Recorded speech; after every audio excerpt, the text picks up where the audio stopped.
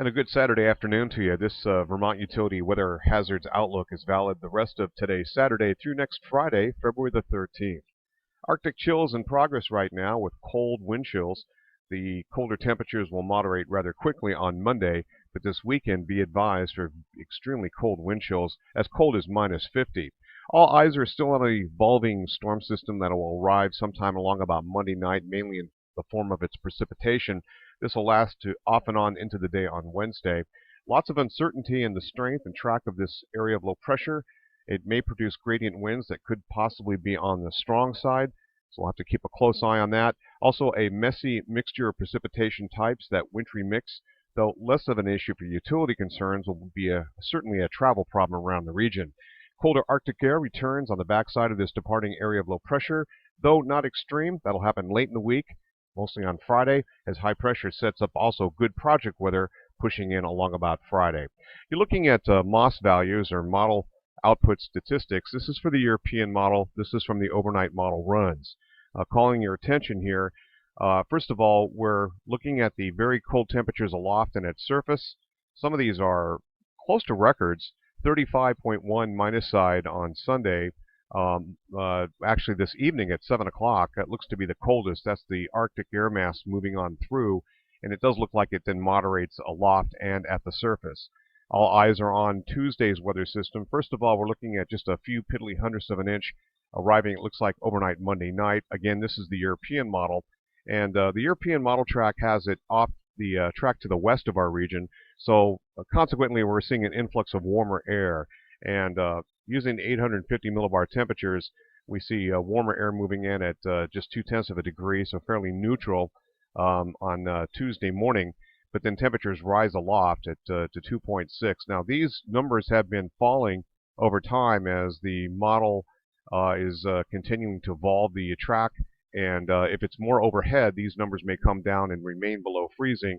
That would erase any kind of mixed precipitation types and keep this all snow, and probably a dry type of snow as well, as temperatures aloft could fall a lot more. So that would be good news if that does evolve. Right now, we just don't know. A track further off to the west means that we could see strong gusty gradient downsloping winds along the typical western slopes of the Green Mountains, and of course all higher terrain above approximately about 2,000 feet. And what you're looking at here is, of course, the northeast United States, center on Vermont here. These extremely cold wind chill values that move in. You can see this is valid at 5 o'clock, 6 o'clock, 7 o'clock, 8 o'clock, 9 o'clock, and so forth. And these purples are pretty extreme. You're getting into the below -29, -30.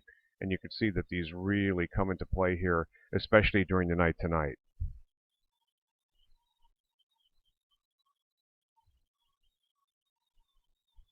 Okay, let's take a look at the 6-hourly panels. And first of all, this is the very, very cold air.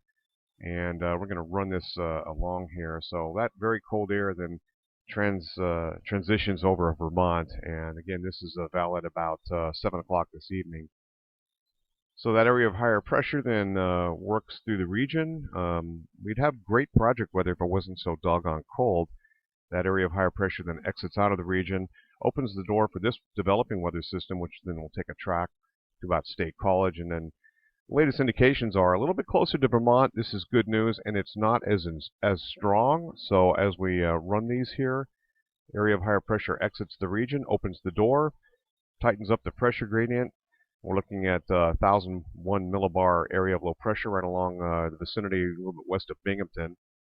And then 997 is a far cry drier, less strength, less intense. So that is really good news, and this looks like it's not going to be as strong a wind event, and that has been the concern. However, any kind of a track to the west of Vermont opens the door with this counterclockwise circulation, so consequently it picks up a lot warmer air aloft and overruns that warmer air and makes for a very messy precipitation type once again, and we just can't really buy a snowstorm, or can we? We'll see what the evolution of this brings. The departing area of low pressure then does swing in colder air on the backside of that system. It does change back to snow. This would be valid along about Tuesday evening. And as you can see, 993 millibars and exits out of the region relatively quickly. So by the time we get into Wednesday morning, things are pretty much finished up. A little secondary low kind of moves in, a weak Alberta Clipper system. That'll be followed by another area of higher pressure. And then beyond that, looking ahead to next weekend, looks like we have a little bit of snow in the forecast, provided we don't see too much of this warm air head north and east. Just too hard to say right now. I think we're going to be kind of in between, so this could be something to keep a close eye on further on down the road, along about Saturday or Sunday next week. And you can see the progression here, and then another shot of colder air with another developing weather system. This is approximately 10 days out. Weather Prediction Center's 7-day total accumulated precipitation. This is valid through 7 o'clock in the morning on Saturday, February the 13th. You can see this arc of this storm system producing the major swath of greater than 1.5 inches, and this goes right into the state of Vermont. This blue line here is approximately 1 inch, your half inch, and then your quarter inch line. Main action up and down the eastern seaboard with this particular weather system for this week, and then out in the Pacific Northwest where they're getting inundated by a series of storm systems there. All right, temperatures. Some anywhere from, it looks like 3 to 6 degrees running below normal overall weighted. Now this comes in with that warm spell, depending on that track of area of low pressure for basically Tuesday into Wednesday. So this again is weighted, but temperatures are running much above normal again out west. Now what about 3 days later? Take a look at that. Looks like a warm influx, neutral, and then a lot of that Arctic air gets pushed on out. Over the last 7 days, total snowfall. This would not include really Saturday morning. We're looking at the most across areas of especially the southern Green Mountains. Parts of Bennington County have seen some really good snowfalls in the southern Greens. And the ski resorts are doing pretty good in various areas around South Lincoln. About 6 inches new at the top of Mount Mansfield, as well as some of the highlands of the Northeast Kingdom. Other areas not so much.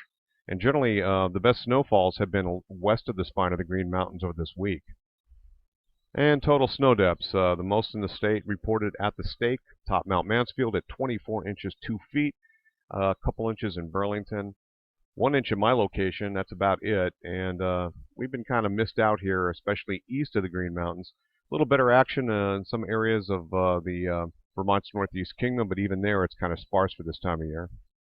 And looking at the GFS ensemble, you can see the coldest temperatures right now well below 0 degrees centigrade at surface, and then the coldest, and then we see those temperatures make a rise to near 32 or a little bit above 32. This is questionable depending again on the track of that area of low pressure. A track to the west would bring these temperatures higher. A track overhead or to the east would lower these, make them neutral. A track a little bit further off to the east along the coastal sections would probably lower this, and we'd probably stay all snow without temperatures going aloft above the 32 degree temperature isotherm. And then at 850 millibars, you can see the temperature here barely hitting 32 degrees, so that's right on the edge. In terms of precipitation, you can see the blue here indicates all snow, the green rain, and the red is freezing rain, and the lighter blue is ice pellets or sleet. You can see mixed precipitation types with kind of a midpoint here, roughly about 1.5 inches. I think these are overestimating, but we'll have to see as this thing is kind of moisture loaded for bear.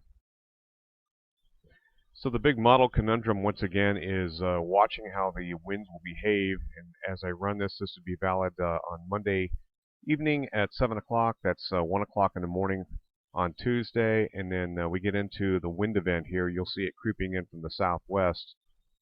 So this is valid, it looks like a Tuesday afternoon. Let me back up one paddle here. So this is the area of low pressure tracking. You see it's 997. It's far less than what it was even yesterday.